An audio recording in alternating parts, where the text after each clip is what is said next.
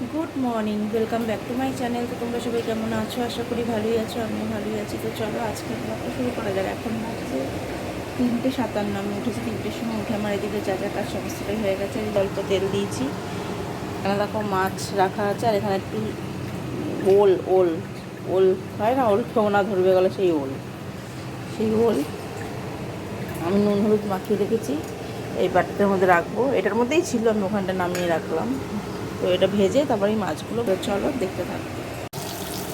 দেখো এই যে দিয়ে দিয়েছি, তো এটা ভেজে নেবো আগে। দেখো এই যে ভাজা হয়ে গেছে। দেখো এই মাছগুলো ভাজা হয়ে গেছে। দেখো এই মাছগুলো ভাজা হয়ে গেছে, এগুলো ভাজাই থাকবে। আর এই যে এই 4 পিস মাছ দিয়ে আমি ঝিঙে দিয়ে ঝোল করবো।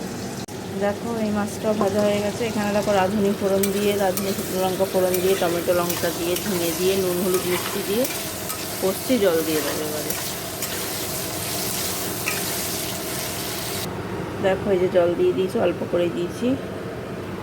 তো চলো মাছগুলো দিয়ে দেবো, ফুটে গেলে নামানোর আগে ধনেপাতা দিয়ে নামিয়ে দেবো। দেখো এই যে ঝোলটা হয়ে গেছে।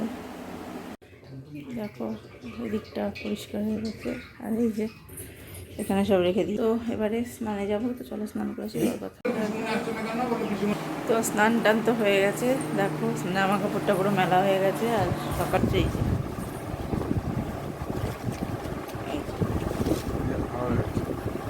এই হলো।